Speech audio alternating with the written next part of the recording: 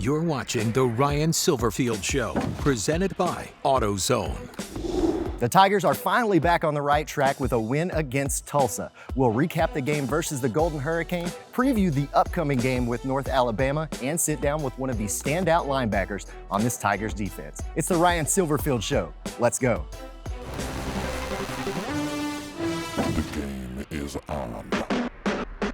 The Ryan Silverfield Show is presented by AutoZone. When you've got car trouble, you want help from number one. So if you've got a battery problem, head to AutoZone, America's #1 battery destination. Get in the zone, AutoZone. And by Conway Services, the official HVAC partner of Tiger Athletics. Chick-fil-A, we didn't invent chicken, just the chicken sandwich. RJ Young, technology solutions that power your business. Tennessee Lottery, turning dollars into dreams. The streak, it's over, and the Tigers are closer to bowl eligibility. Hi, everybody. I'm Dave Wolosh. And I'm Jarvis Greer. You want to see the highlights? It's a big game. Here they come. The Tigers looking to move one step closer to a bowl berth. Glenn Rogers Sr., the first black player in program history serving as an honorary captain. He was also recognized at halftime. Well deserved. The Tigers fumbled on their first drive. Tulsa kicked the field goal to go up 3-0. Not to worry, because Javon Ivory was keeping cool under pressure from the word go. Seth Hennigan hits him in stride, and he's making a house call from 68 yards out. Monster night for Ivory. Season high, 123 receiving yards. Tigers go up 7-3. The offense on the march at the end of the quarter once again. Hennigan delivers a beauty to Eddie Lewis on the corner route. He's pushed out at the 3-yard line on the final play of the first quarter, and on the very first play of the second, Asa Martin knocks the door down, just breaks the plane from 3 yards out. New career high, 5th touchdown of the season for him, 17-3 Memphis. That was more than enough on a night where the defense was on the prowl. Still in the second, Davis Brin throws it right to a waiting Tyler Murray for the easy INT, second of the season for the linebacker. Later in the quarter, Braylon Braxton, now a QB for the Golden Hurricanes. This pass complete, but the ball comes out, and after review, ruled a fumble. Davion Ross on the force. Zay Collins recovers for the Tigers. Second takeaway of the evening. Jump ahead to the fourth. Memphis up 23-3. Tulsa going forward on 4th down at the Tiger 20, but Braxton not expecting the snap. Jalen Allen all over him for his second sack of the night. All Tigers all the time on Thursday night. They dominate Tulsa 26-10 for win number 5 of the season, and you bet there are some happy players and coaches after that one. It's definitely a huge sigh of relief just because, you know, every week we're so close, and then finally to be able to come out here and get a win, it just feels good, and feels good to get back on track. Even if there was hiccups in the win, at the end of the day, the goal of the game is to get a win. So no matter how it looks like within the 4 quarters, we came out with one tonight. So we're just fortunate and ready to keep going. I'm going to get on their tail a little bit more this week coming up. Okay, hey, this is what we have to do and why. And sometimes I always say this, we coach our guys harder in wins because they understand that all this work and all the reason, now it's coming to fruition, and it did, you know, just one night. But to make it happen over and over and over, we got to continue to improve. We all know recruiting is a big part of the job description of being a head coach. You said something earlier that really sort of struck a nerve with me. You were talking about your relationship with Matt Dale. That's 7 years old now. How does that all begin? Give us a walk through the process. Yeah, when I first got to Memphis, obviously coming from the Detroit Lions, got here, you know, first day on the job was January 5th. And, you know, shortly thereafter, we were allowed to go on the road recruiting. And I saw this good-looking offensive lineman down in Kemper County. I said, I gotta go see that young man. Being the offensive line coach at the time, went visiting the high school, you know, kind of struck a relationship there. We kept in touch, you know, text, phone calls, all those things. Got him to come and visit us unofficially. So when an unofficial visit means, that means the student athlete, the prospect actually pays their own way, their own gas. You know, if they want to stay the night, they have to put themselves up. We can't provide them meals, but he came up and visited, saw the campus, spent time with me, watched film with me, you know, came back up for spring practice. So that relationship started to grow. And then over time, you know, Matt was one of those guys that I went and watched play his senior year of high school, and he was committed to us. Unfortunately, like a lot of young men, he ended up going the junior college route. But guess what? That relationship continued to stay together. and I stayed on him. And when it was all said and done, he had offers to other SEC schools. And he said, Coach, I've known you for a long time. You're still the same guy. You've still been in the same school. A lot of those coaches had changed, different shirts since then. And he said, I trust you. I'm going to come play for you. And so I've seen him play high school football. I've been in his house. I've seen him play a JUCO game. And obviously the relationship's flourished here. He ended up being a 3-year starter, over 30 games at right tackle, right guard. We've got a terrific relationship, and I know it's one that will last a lifetime. And a lot of these relationships, once you get them here on campus, what are some of the things that you can do when you get them here, as far as showing them a good time, showing them the city, showing them the school? Yeah, so there's two things. So there's called an unofficial visit and an official visit. Let me pry you into a little bit of secrets behind the official visit. An official visit is where the NCAA allows us to pay, and there's certain reasons, right? We can't sit there and fly guys first class, put them in limousines, but within reason, we can take care of them. And so it's generally a prospect and their immediate family member. So maybe a mom and dad, a mom and a grandma, a brother and a cousin, whoever that may be, but immediate family members. We can then house them in a hotel and show them everything that the university has to offer in this great city. So one of the things that we do is, I love this city so much, as you guys well know, and one of the things I really like about this city is the food. So on Friday nights, we actually take them over to the Penny Holloway Hall of Fame, and we actually bring in food from all over the city, right? We bring in Gus's Fried Chicken, we bring in Gibson's Flaming Donuts, they actually fry them in front of us, right? We bring in One and Only Barbecue, right? We bring in some ribs from Central. We do the full shebang so they get a full taste of Memphis. We do a campus tour, show them our beautiful stadium under the lights, get to meet with academics, do the whole 9 yards, right? A lot of things that's really popular now is these photo shoots that these young men are doing. They get photo shoots, whether it's in here or out in the stadium. The opportunity to see everything that we have to offer, but we show them it all while we can. We take them downtown, we take them to the Bass Pro, let them see the sunset, beautiful sunset in downtown Memphis on a Saturday night at Bass Pro, overlooking the pier, meet with them on Sunday morning, and hopefully they're Tigers and committed by the time they walk out the door. You're a time management guy. What percentage do you think you spend on recruiting? Yeah, I'd say probably 25%. And really what I look at is it's anytime that there's hey, we got 5-minute break in between a meeting, maybe we just met as an offensive staff for 2.5 hours. Hey guys, take a quick 5-minute break. Well, as I'm walking and talking, I may be texting recruits, doing something like that. I've tried to do a better job at night of not looking at that cell phone at 11 o'clock at night, making sure I'm hitting them up. But it's the lifeblood of any program. The recruiting is who we're gonna bring in that will be the future Tigers, the guys that are gonna go out there and have success on and off the field. So we have to stay on it. It's something you have to do every single day, especially with all the different things, right? There's no hidden gems anymore. We got to be on top of these guys, continue to build those relationships, and hopefully when it's all said and done, we're playing for the blue and gray.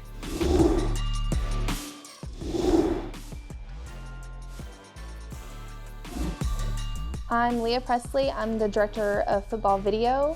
My responsibilities are to film and import practices and games, help run meetings, and just help out with all the technology for the football program. For practices, we use about 7 to 8 cameras. We have about 4 end zones, 2 sidelines, a ground camera, possibly 2. And then for games, just depending on if it's home or away, we're usually using about 5 cameras. We have a sideline and we have 2 in each end zone for tight and wide shots. After the game's over, coaches can expect to have the film within about 45 minutes. We're dropping cards during the game and importing as the game goes on. So that way when we get on the buses or the planes, coaches already have laptops and iPads to watch when we start to travel back. What I like most about my job is that I get to work in a team atmosphere with players and coaches every day and contribute to the wins of the team. Canadians are mostly known for playing hockey. When we get back, we'll find out why this Memphis linebacker decided to play football instead. You're watching The Ryan Silverfield Show, presented by AutoZone. It's been a long journey for Tigers linebacker Jeffrey Canton-Arku, from Canada to Syracuse, New York, and now here to Memphis, Tennessee. We sat down with him to find out how his journey led him to choose American football over hockey.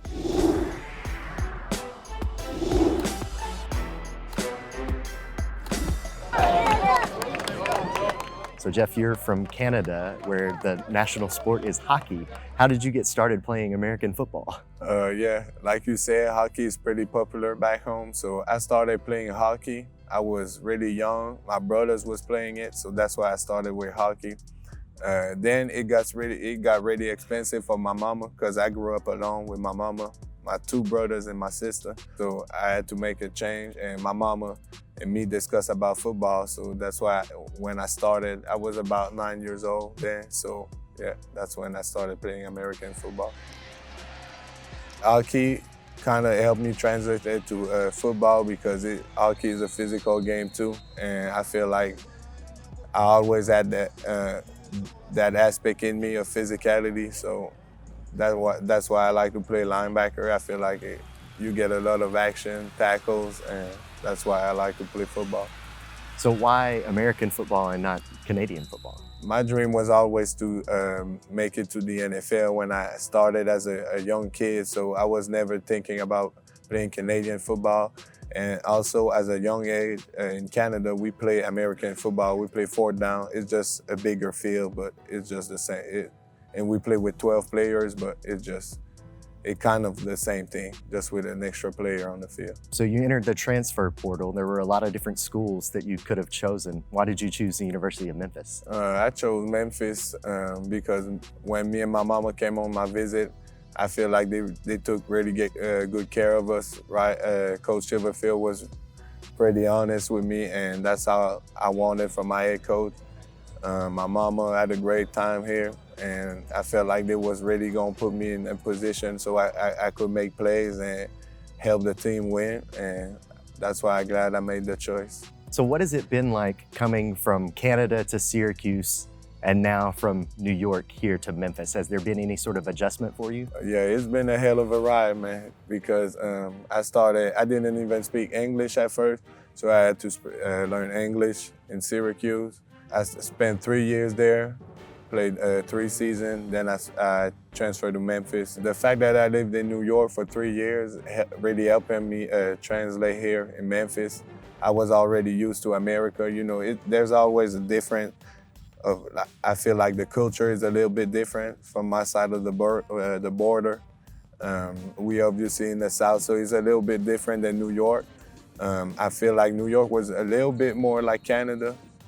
But still, I really enjoyed the South here, Memphis, Tennessee. I feel like it's a great city. The people showing love, and they love football down here. And the food is good. You guys have had some ups and downs this year on the team, but the defenses really seem to rally here over the last couple of weeks. So let's talk a little bit about that culture and the brotherhood that you guys seem to have on the defensive side of the ball in the locker room. Me and Zay and Tyler, I think we're doing a pretty good job playing together, communicating. I feel like we have a pretty good relationship, so that helps a lot.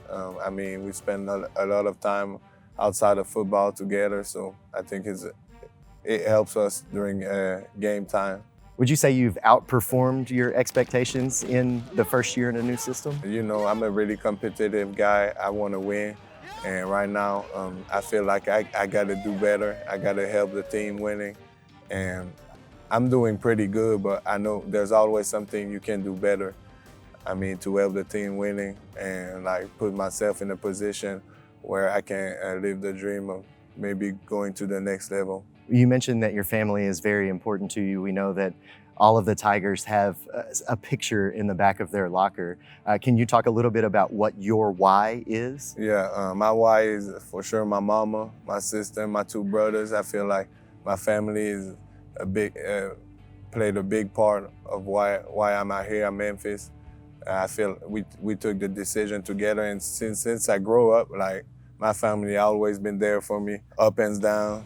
They always helping me through my career, and that's why I'm here. Every time I put my helmets on Saturdays, I'm ready to go play for my family. My mama, I know she is always watching on TV, so she excited every time I make a play. So that's why I continue to do it.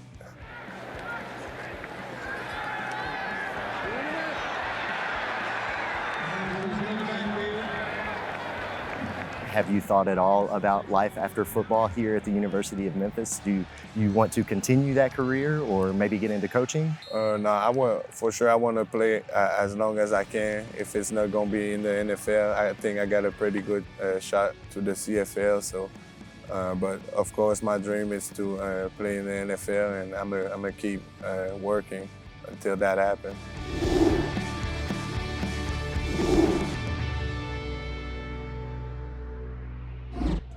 One of the great things about college is the cultural mix. You do that on your football team. You got a young man who's just a really nice kid who comes from Quebec in Canada. How did you get Canton Arku? Yeah, so he's a phenomenal linebacker. He's one of those guys where we actually use a transfer portal. Right out of high school, he actually signed with Syracuse. And he was a guy that, didn't necessarily, wasn't the best fit for him. And when he was in the portal, he had a lot of options. The opportunity to go, one of our coaches went up there and visited with him at the university, and then we were able to bring him here. And he did an official visit actually with his mom from Quebec. So there are some hurdles to jump through when you're flying somewhere down from Canada to make sure it fits back into regulations and what we just talked about with official visits. But a phenomenal young man. He's playing at a high level. Not only is he playing almost all 4 phases of special teams, but he's doing a lot of good things as a linebacker out there on the field. As a Canadian, trying to make it be a good fit in Memphis. Now, Brooks Monica's done a great job with the Canadian connection he's got with the women's soccer team, but bringing a football player in to try to mesh with everything going on here in Memphis with the blues and barbecue, how did that work out? Yeah, and I think what shows you is the type of character the young man is, that he appreciated that. It was different. It was a culture shock, but he loved it. He bought into it. He said, this is what I want to be a part of. This is going to enrich me as a young man, as a student athlete, and that's what you love about him, because he's like, this is what I want. I'm not used to this. He's dove full head steam into this thing, and he's been great, and he appreciates the opportunity. He's fit in perfectly. Anything else you can talk about how getting a player like that in, could that open a pipeline for you into Canada? Yeah, look, we'll take players wherever they come from, wherever it may be. If it's Canada, because they've had plenty of players that played college football in the United States, and wherever it may be. I'm actually trying to myself recruit Hawaii. I think it's a visit I maybe need to make in January. I didn't really get to enjoy it much during the bowl game, so maybe I can find some young men out there that want to come play in Memphis. Stick around, because when we come back, we'll preview the first ever matchup against North Alabama. You're watching The Ryan Silverfield Show, presented by AutoZone. Let's take a look at the AutoZone road ahead. Up next, Coach, a first ever meeting with North Alabama, and the guy who started as coach is not there anymore. Yeah, so they've got a new head coach, an interim head coach. It's their offense coordinator, associate head coach. They promoted the head coach during the season. And it's the last game of their regular season, so they're going to pull out all the tricks, all the bells and whistles.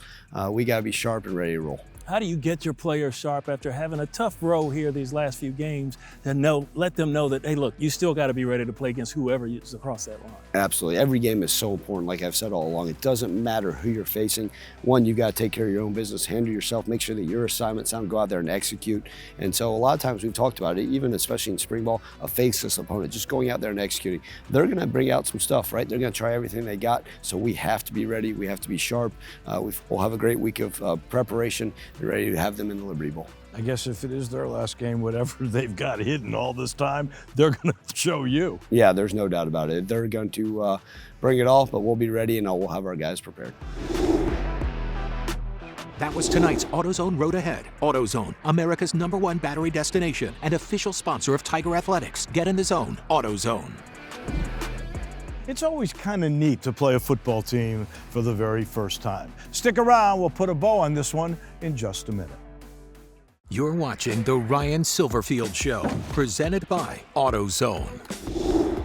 This season is quickly coming to an end, but we'll see you again next Sunday night. The Ryan Silverfield Show is presented by AutoZone. Next time you need a car battery, just pick it up. Visit AutoZone.com and select same-day store pickup. Just one reason why AutoZone is America's #1 battery destination. Get in the zone, AutoZone. And by Conway Services, official HVAC partner of Tiger Athletics. Chick-fil-A, we didn't invent the chicken, just the chicken sandwich. RJ Young, technology solutions that power your business. Tennessee Lottery, turning dollars into dreams. This copyrighted telecast is an exclusive presentation of Learfield under the broadcasting rights granted by the University of Memphis. Reuse of this presentation is prohibited without the expressed written consent of the University of Memphis and Learfield.